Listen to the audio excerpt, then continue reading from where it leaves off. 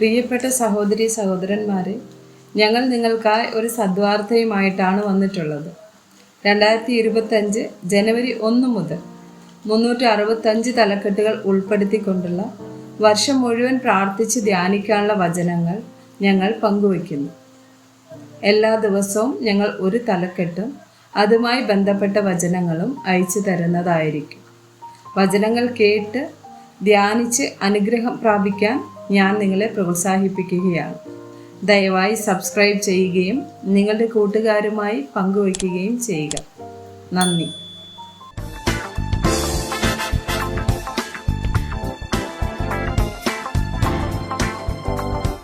ദിവസം 157. ദൈവത്തിൻ്റെ നിയന്ത്രണം. സങ്കീർത്തനം 46, 8 മുതൽ 11 വരെയുള്ള വചനങ്ങൾ. വരുവിൻ, യഹോവയുടെ പ്രവൃത്തികളെ നോക്കുവിൻ. അവൻ ഭൂമിയിൽ എത്ര ശൂന്യത വരുത്തിയിരിക്കുന്നു. അവൻ ഭൂമിയുടെ അറ്റം വരെയും യുദ്ധങ്ങളെ നിർത്തൽ ചെയ്യുന്നു. അവൻ വില്ലൊടിച്ച് കുന്തം മുറിച്ച് രഥങ്ങളെ തീയിലിട്ട് ചുട്ടുകളയുന്നു. മിണ്ടാതിരുന്ന് ഞാൻ ദൈവമെന്ന് അറിഞ്ഞുകൊള്ളുവിൻ. ഞാൻ ജാതികളുടെ ഇടയിൽ ഉന്നതനാകും. ഞാൻ ഭൂമിയിൽ ഉന്നതനാകും. സൈന്യങ്ങളുടെ യഹോവ നമ്മോട് കൂടെ ഉണ്ട്. യാക്കോബിന്റെ ദൈവം നമ്മുടെ ദുർഗമാകുന്നു. യെശയ്യാവ് 40, 22 മുതൽ 24 വരെയുള്ള വചനം. അവൻ ഭൂമണ്ഡലത്തിൻ മീതെ അധിവസിക്കുന്നു. അതിലെ നിവാസികൾ വെട്ടുക്കിളികളെ പോലെ ഇരിക്കുന്നു. അവൻ ആകാശത്തെ ഒരു തിരശ്ശീല പോലെ നിവർക്കുകയും പാർപ്പാനുള്ള ഒരു കൂടാരത്തെ പോലെ വിരിക്കുകയും പ്രഭുക്കന്മാരെ ഇല്ലാതെയാക്കുകയും ഭൂമിയിലെ ന്യായാധിപന്മാരെ ശൂന്യമാക്കുകയും ചെയ്യുന്നു. അവരെ നട്ട ഉടനെ, അവരെ വിതച്ച ഉടനെ, അവർ നിലത്ത് വേരൂന്നി തുടങ്ങിയ ഉടനെ അവൻ അവരുടെ മേൽ ഊതി അവർ വാടിപ്പോകുകയും ചുഴലിക്കാറ്റുകൊണ്ട് താളടി പോലെ പാടിപ്പോവുകയും ചെയ്യുന്നു. യെശയ്യാവ് 55, വചനം 11.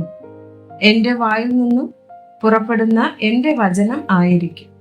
അത് വെറുതെ എൻ്റെ അടുക്കലേക്ക് മടങ്ങി വരാതെ എനിക്ക് ഇഷ്ടമുള്ളത് നിവർത്തിക്കുകയും ഞാൻ അയച്ച കാര്യം സാധിപ്പിക്കുകയും ചെയ്യും.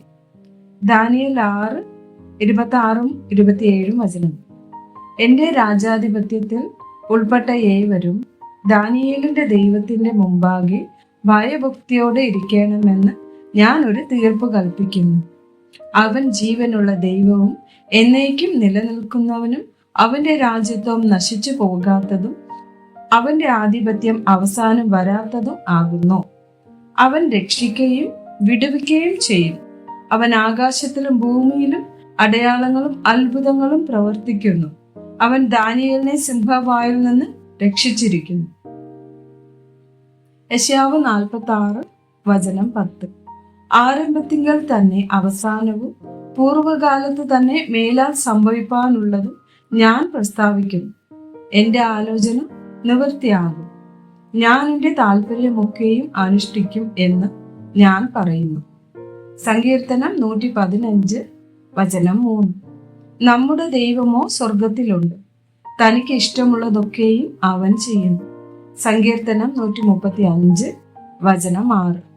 ആകാശത്തിലും ഭൂമിയിലും സമുദ്രങ്ങളിലും എല്ലാ ആഴങ്ങളിലും യഹോവ തനിക്കിഷ്ടമുള്ളതൊക്കെയും ചെയ്യും. എഫെസ്യർ 1, വചനം 11, 12. അവനിൽ നാം അവകാശവും പ്രാപിച്ച് തൻ്റെ ഹിതത്തിന്റെ ആലോചന പോലെ സകലവും നിവർത്തിക്കുന്നവന്റെ നിർണയപ്രകാരം മുൻ നിയമിക്കപ്പെട്ടത് മുമ്പിൽ കൂട്ടി ക്രിസ്തുവിൽ ആശ വെച്ചവരായ ഞങ്ങൾ അവന്റെ മഹത്വത്തിന്റെ പുകഴ്ചയ്ക്കാകേണ്ടതിന് തന്നെ. കൊളോസിയർ 1, 16, 17 വചനങ്ങൾ. സ്വർഗത്തിലുള്ളതും ഭൂമിയിലുള്ളതും ദൃശ്യമായതും അദൃശ്യമായതും സിംഹാസനങ്ങളാകട്ടെ, കർത്തൃത്വങ്ങളാകട്ടെ, വാഴ്ചകളാകട്ടെ, അധികാരങ്ങളാകട്ടെ, സകലവും അവൻ മുഖാന്തരം സൃഷ്ടിക്കപ്പെട്ടു. അവൻ മുഖാന്തരവും അവനായിട്ടും സകലവും സൃഷ്ടിക്കപ്പെട്ടിരിക്കുന്നു. അവൻ സർവത്തിനും മുമ്പേയുള്ളവൻ. അവൻ സകലത്തിനും ആധാരമായിരിക്കുന്നു. സങ്കീർത്തനം 37, 23, 24 വചനങ്ങൾ. ഒരു മനുഷ്യന്റെ വഴിയിൽ പ്രസാദം തോന്നിയാൽ യഹോവ അവന്റെ ഗമനം സ്ഥിരമാക്കുന്നു. അവൻ വീണാലും നിലം പരിചാകുകയില്ല.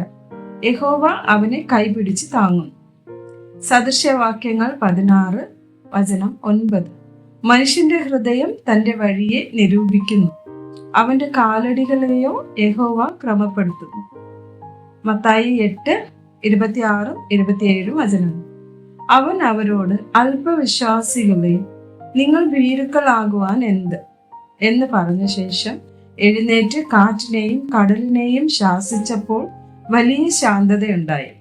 എന്നാറെ ആ മനുഷ്യർ അതിശയിച്ചു, ഇവൻ എങ്ങനെയുള്ളവൻ, കാറ്റും കടലും കൂടെ ഇവനെ അനുസരിക്കുന്നുവല്ലോ എന്ന് പറഞ്ഞു. ആമേൻ.